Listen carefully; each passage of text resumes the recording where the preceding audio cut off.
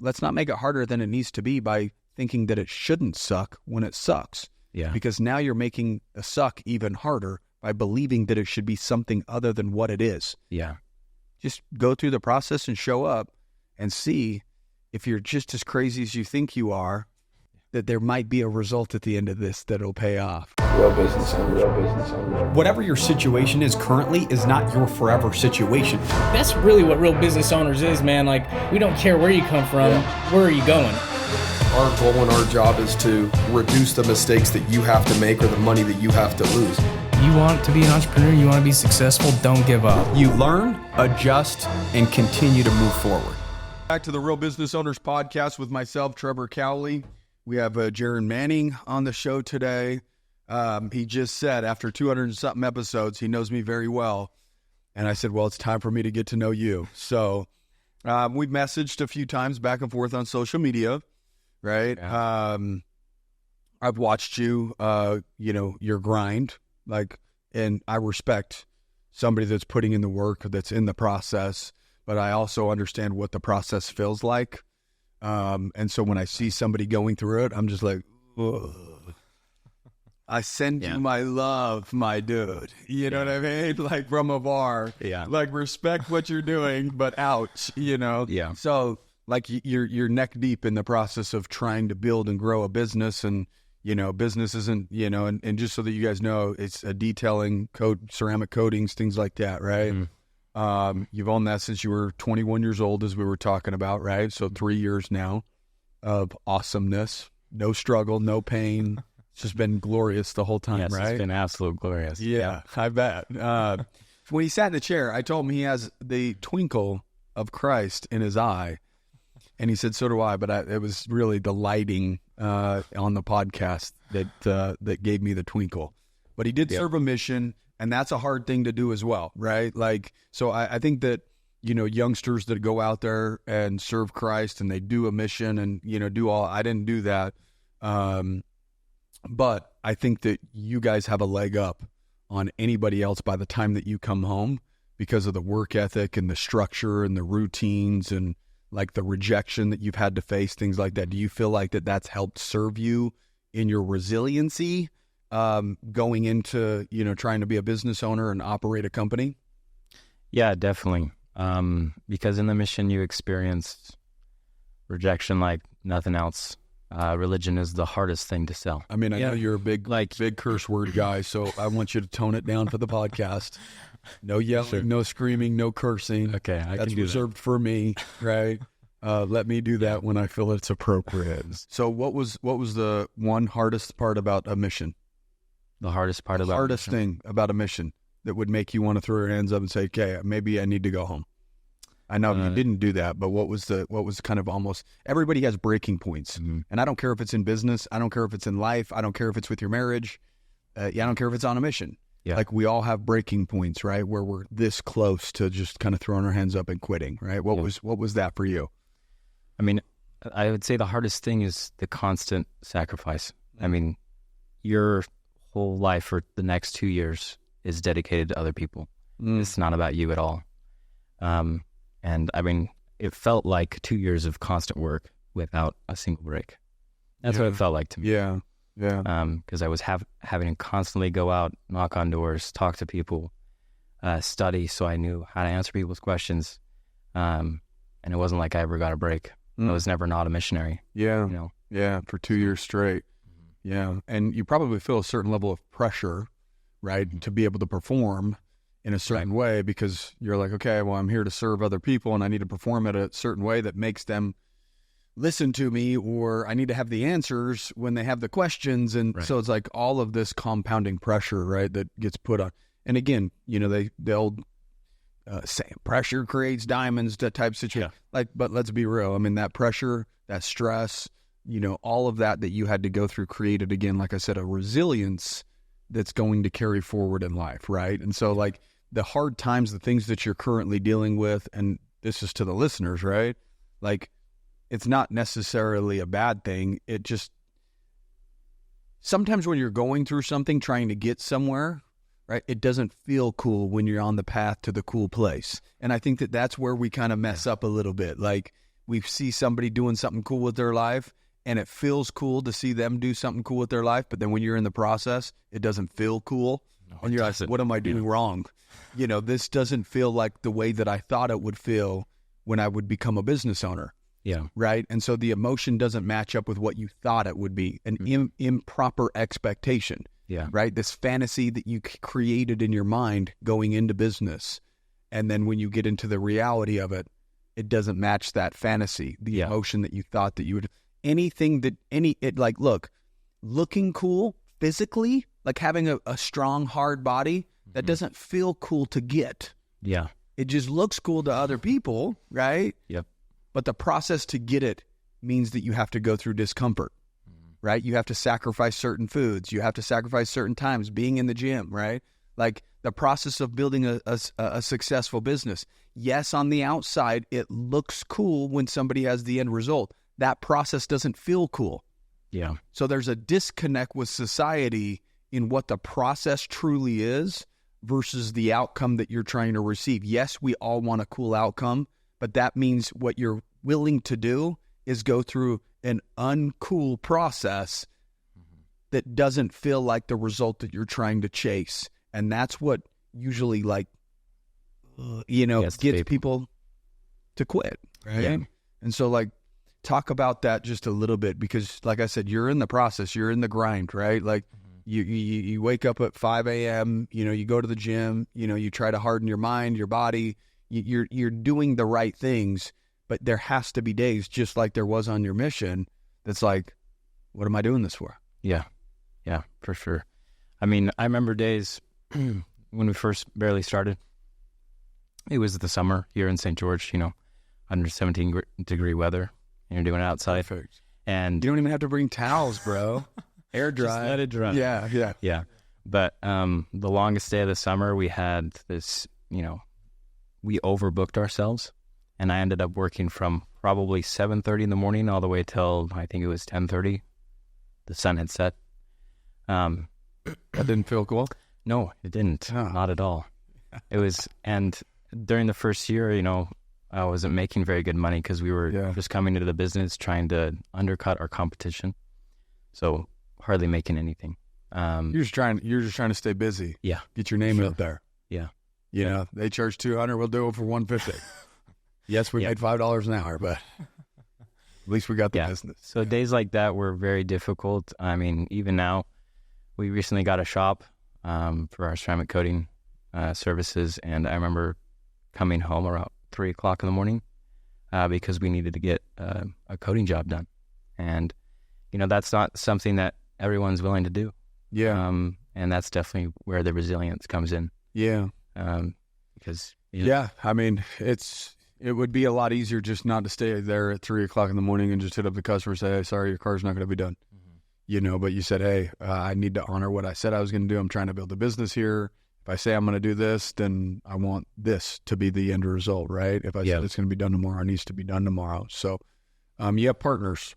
I do. Yes. So my guess is individuals kind of have their lane, right? Is there some people that are on the mobile detailing side, and then some people are more on the coding side? Or does everybody have the same skill where they can all mix and match, or talk about that? Yeah, so 3 of us are kind of a hybrid. My older brother, Justin, he's been in business with us ever since we started. He's the marketing and social media manager and all that.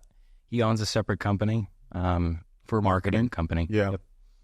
Yep. But he just helps us with that and gets a cut of every single job. So that's how he gets paid. And then there's me and my twin brother. You're a twin. I am an identical twin. Yep. Wow. Yep. I didn't know that. He could probably walk, down the street. You probably think it was me. But and then there's Gabe, who recently came onto our partnership. He had a coating company up north for a long time. Came down here to St. George, had a really rough year, ended up going to sales, came back, saw that we were making some progress. Yeah. Like getting a shop, getting a van, and he knew we were short on cash. So he said, hey, I want to partner with you guys. I'll bring in some cash to make the shop look really nice. I just want some ownership. And he's also really experienced in the industry. So does he do the majority of the coatings then? Yeah, he's more of your the brother do detailing, more like the mobile stuff? Yeah, he's more of the shop manager. I mean, me and my brother kind of go in and out. So we'll have a job in the morning, run to the shop, help him with the coating, run back out, stuff like that. Yeah. So what would you say right now is the most difficult thing for you as a young entrepreneur? Like what's your, there's, you're a religious guy. There's a David and Goliath, right? What's your Goliath, right? I mean, obviously David ends up winning, right? But that doesn't mean that we don't have our Goliaths that we have to face, right? And so what's that for you guys right now as young entrepreneurs, like trying to grow and scale and maintain, a business? I mean, there's so many things with that question. I feel like there's so many Goliaths out there. One of the things. Welcome to entrepreneurship. Yeah, I know. Yeah, where do I start, right? Honestly, with having 4 partners, so I guess early into the entrepreneurial stage, it's really hard to figure out how to work all together. Yeah, if that makes sense, because we all have equal partnership. Everyone has a different opinion. You have to figure out how to work together. Yeah, we should spend money here. We should do this. We should take a check. We shouldn't take a check. Yeah, exactly. Everybody's financial situation is a little bit different. Somebody wants to take money right now, and other people are like, hey, let's just keep investing. Let's grow this thing, right? And so then you got those little disagreements. Yeah, so we just have so many decisions to make as we scale and so many new things coming into play. Yeah, it's difficult to figure things out altogether. I mean, eventually you got to have somebody that's, going to be the person that's the end all be all, right? Like you guys need to kind of come together and say, who's the best visionary out of everybody here? So financially, as having 4 partners with one business, I mean, it's not like it's just spitting out so much cash you don't even know what to do with it, right? Like where you're worried about the tax bracket that you're getting put in next year, right? Yeah. That's part of the struggles of being new in terms of entrepreneurship, right? Like, so are you making sacrifices right now financially, right? Like driving certain cars or living at certain places or living beneath your means in order to make sure that you're not having to take from the business to try to fund or fuel a lifestyle? Is that something that you're all experiencing? Do you have like a billionaire parent that you just don't got to worry about that? Like what's the deal there? Well, I guess to address my parents' situation, but my dad has always been an entrepreneur. Okay. But he's never just handed stuff to us. Yeah. He's taught us hard work. Yeah. But as far as, making those sacrifices, I actually live in the same apartment that I believe you used to. Based on your description. The Hollow Townhomes? Or is I don't know if that's what it was called. Right by Pineview? Yeah. Yeah. Yeah. So was the so there was the seminary building or whatever it used to be. I think that they tore it down, but it was right behind that. So like, the tennis courts are. There's a parking lot. And no, so we didn't live in the same ones. No. Anyways, I live in an apartment. Very there. Yeah, bro, you're on the right track, there, dude. My rent was $750 a month, though. Yeah, now it's I'm just with the market. It's kind of crazy, but it's a lot different now, right? That was a little 3-bedroom shit stained carpet, So yeah, for sure. So in that way, we're making sacrifices, but also we recently took a pay cut, just for the labor part. Like we usually take a certain commission based on every single job. We had to cut that down so that we can continue to scale and continue to pay for the fixed expenses that we have. So scale, okay, so you're cutting back for what, right? To keep money in the business. Okay, why are we keeping money in the business? Is there a future next move, or are you just building reserves because it's a smart thing to do? We're building reserves, and we're in a little bit of debt right now, so we're trying to remove that. Do you think that your goal 10 years from now is to continue to do exactly what you're doing? Or do you have other goals and other dreams of hey, I want to own multiple businesses, or I want to, invest into real estate because it seems cool and sexy? Because we talked about, what looks cool versus what it feels like, right? So what's some of the future goals? And obviously right now it's, getting out of debt, it's buying new rigs so that you have the ability to grow and expand, potentially a new shop. So let's say in 5 years that you have those things, you have 3, 4, 5, rigs going at one time. Your shop is bigger. Then what? It's definitely hard for me to say because not necessarily that I haven't thought that far, but I don't feel like those opportunities have necessarily come, and I'm hoping that I'm able to basically work myself out of a position in the mobile detailing side where I'm able to put more of my time towards networking and meeting more people, because I believe that's how I'll find more opportunities in the business world, whether that's real estate or some other business. Aren't you a part of, was it the Young Winner Circle? Winner Circles, Yes. right? The Young Entrepreneurs or whatever, the Winner Circle. So I think that's where I first met you. Yep. Were you there when I spoke at that? I was. Yeah. Gave you a hug. Okay. Well, thank you for that. Thanks for the embrace, bro. Sorry, I forgot about it. No, Give it's it a little, okay. rub my back next time. Okay, Make it awkward. Because those are the ones that are the most yeah, we memorable. shouldn't Hold do it 2 seconds longer than you should, where it's like, what the hell? Yeah. And then scratch my back a little bit. That's how you're going to become unforgettable. Okay. And I did do that. record a solo podcast the other day about don't be too forgettable, right? So there you go. Now next time I'll be like, oh man, Jaron's that awkward guy that gives Long hugs. hugs and rocks back and forth and scratches my back. Yeah. Let me ask you this. When I spoke, what was the biggest takeaway for you at that Winner Circle event? One of the things that stuck out to me the most, and you've talked about this a couple times, is the pendulum you talk about of, having to go through pain and suffering.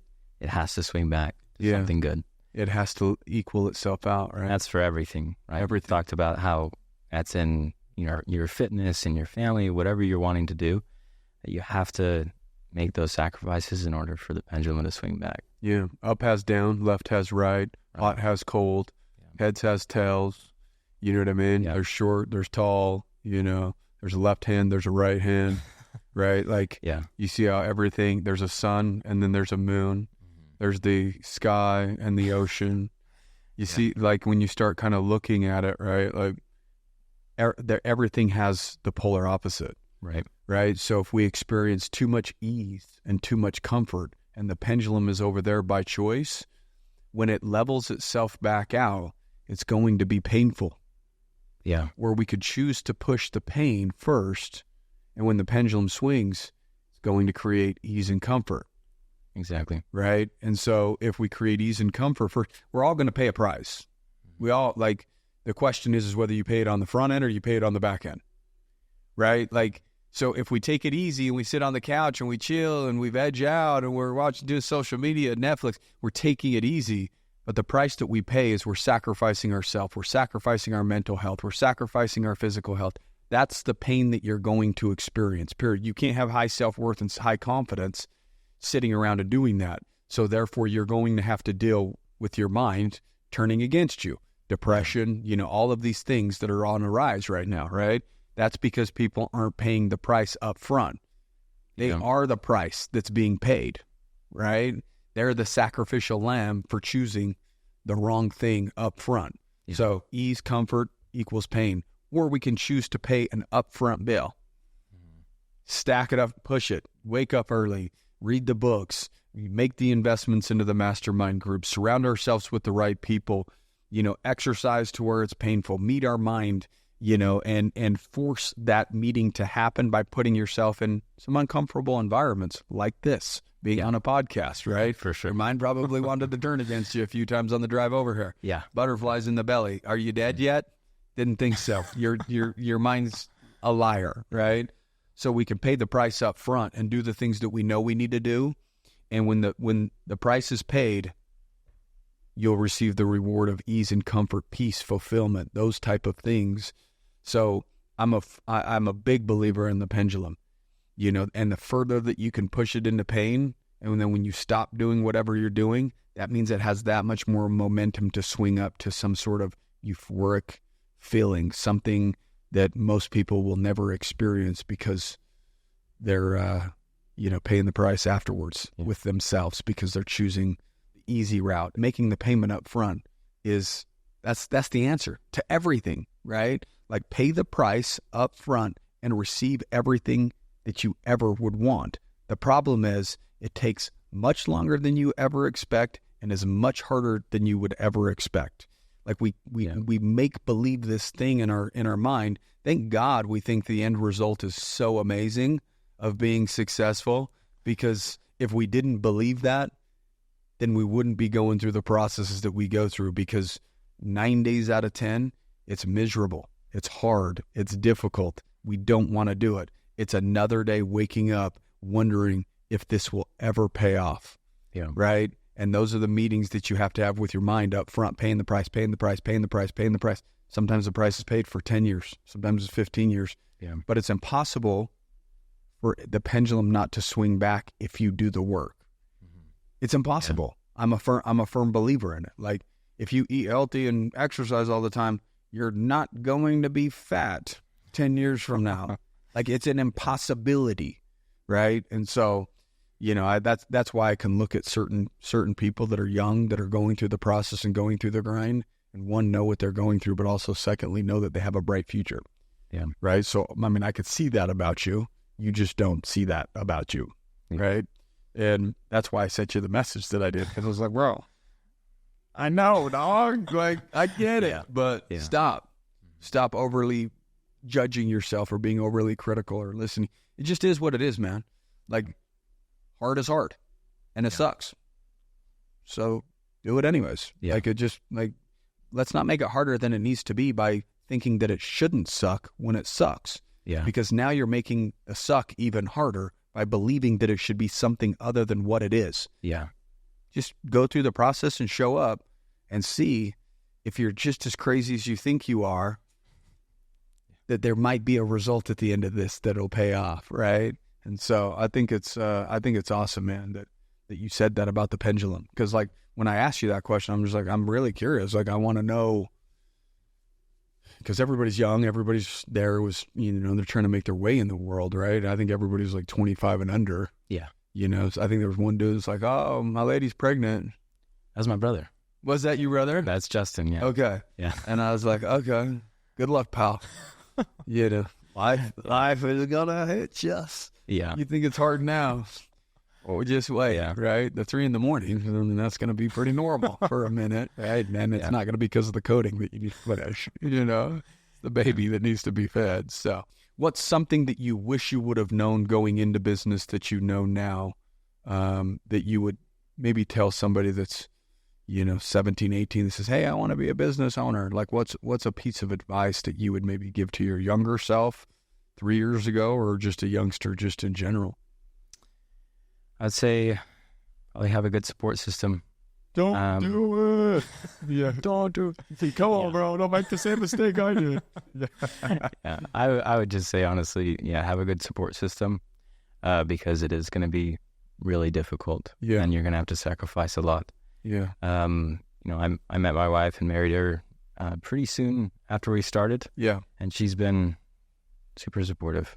And I don't think I could have done it if she wasn't, because her sitting around waiting for me to be done with work is not easy on a relationship. But having her understand and having her support me means the world. Yeah. But if you don't have that kind of support system, or even the people that you go in business with, then it's even that much harder. Yeah. So, good support system, somebody that isn't going to make the thing that suck even more, right? Because it already sucks. Mm-hmm. So the last thing you need to do is be out till 3 a.m, and then have somebody yelling at you for being out till 3 a.m, right? Yeah. So, like, in terms of support, how does she support you? Like, is it just like, hey, I totally understand? Is there verbal communication of like, hey, I believe in you type support? Like, how does that look? Yeah, it's a lot of expression of appreciation. Like, gotcha. I see what you're doing, and I see that it's for our future and for our future family. Yeah. And I support you 100%. Yeah.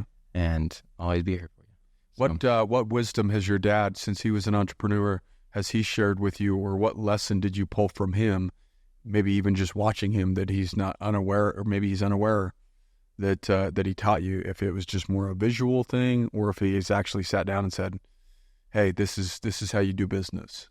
It was more of a visual thing from my dad, honestly, just seeing him, how hard he worked and everything he built. I mean, I didn't see his whole process because I was the end of the family, right? The line there, because he worked hard for 20 years, and then I saw the end of it. But so I guess I just saw the result. But I would say delusional. That's why the process is hard. You're like, hey, wait a minute, my dad made this look easy. Yeah, but I would say my mom honestly was the one that actually taught us, which is kind of weird to say because my dad was the entrepreneur. But my mom, I remember summers that we would read just mindset books or financial books like Think and Grow Rich. I don't know if you ever read that one. Yeah, but it's actually on my playlist right now. I'm listening to it as I drive back and forth to work. I love that book. So, the summers while we were growing up, my mom would sit us down and, hey, let's read this together. What'd you learn?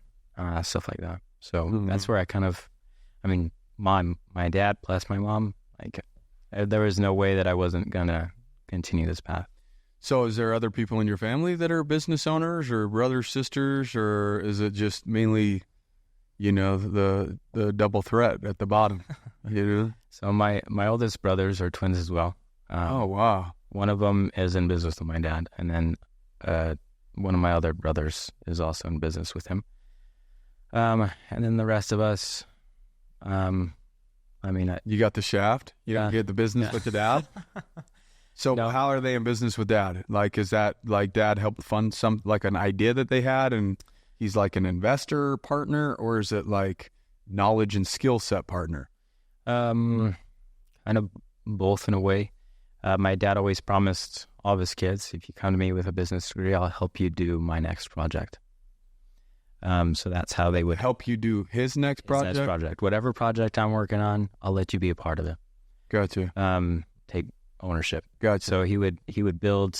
He's in the assisted living business, and so. Oh, geez, the baby boomer, dude. Your dad's racking it in right now. Yes, he is. Everybody's in the assistant. Oh, wow.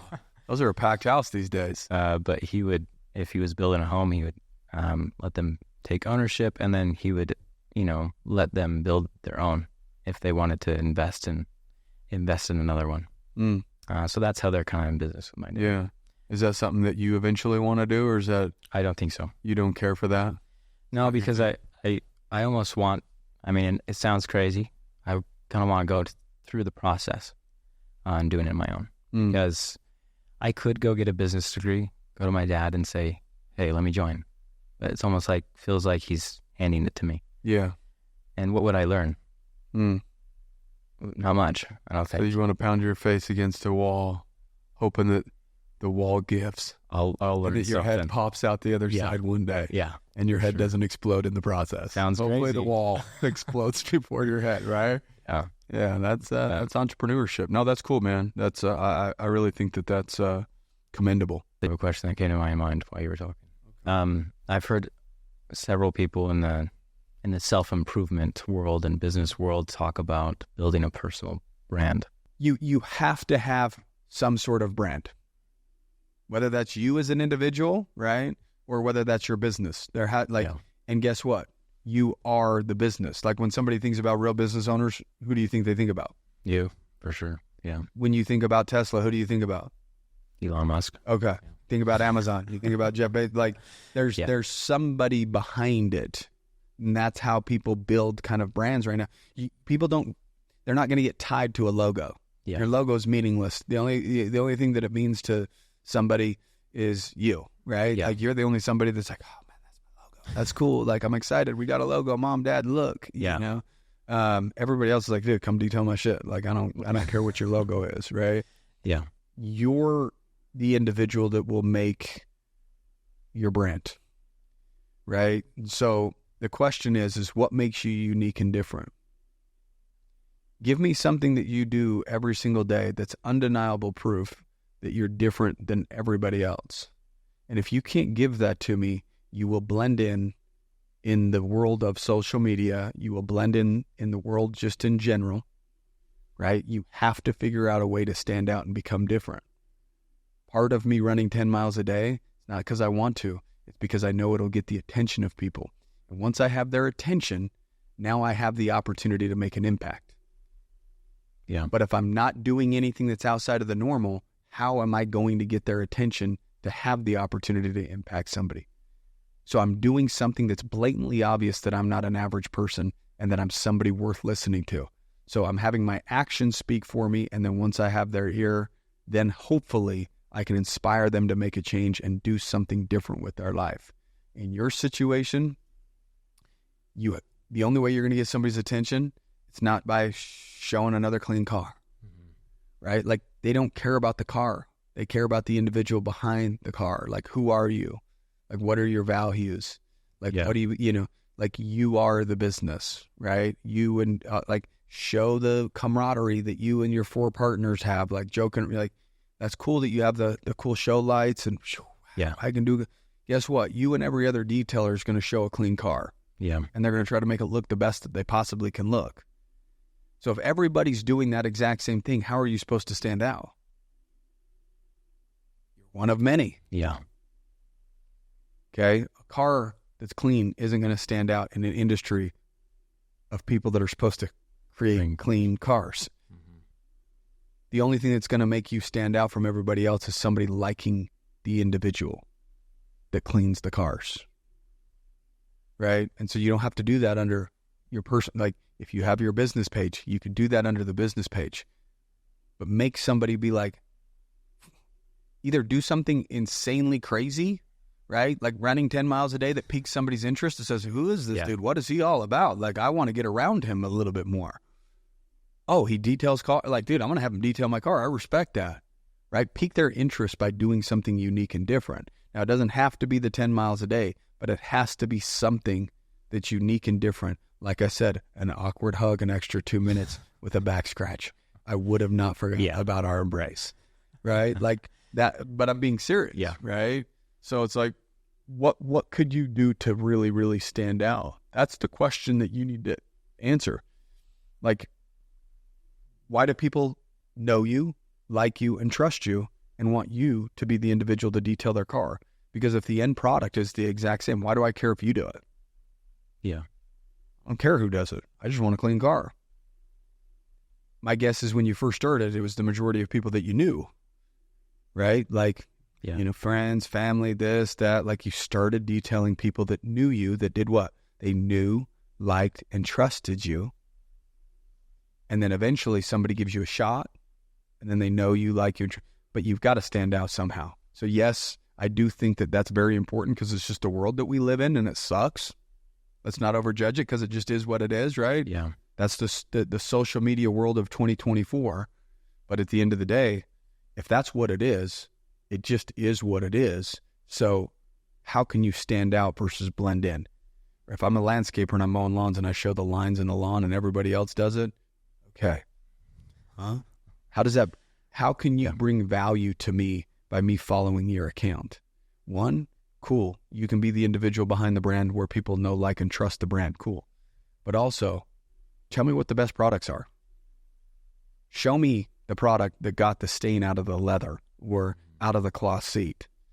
Show me the inside of a freaking car that looked like got blown up by like 13 2-year-olds with dirty diapers everywhere. Yeah. And do like one of those fast footages of clean. People like watching shit like that, right? Like, not just the end result. They like to see the process. Yeah. Bro, it was good to have you, man. How do people connect with you if they do want coding, detail, whatever, the sparkling end result? Yeah, just look up on Instagram, Manning Detailing Coatings, and it should be the first one to pop up. Yeah, we'll put it in the bio. Support the young hustlers out there that are making their way in the world. They're trying to do good things, wake up early, move their body, trying to build something that's, of value for them and the community.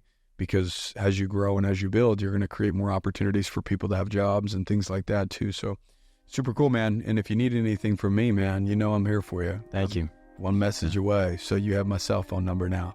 Use it, don't abuse it, bro. I'll start charging your ass. You got to join the mastermind if you want that type of access, right? So we hope you enjoyed today's episode. Rate, review the show. Share it with somebody that you love and care about. All the normal mumbo jumbo. Other than that, keep kicking ass. We'll see you guys next week.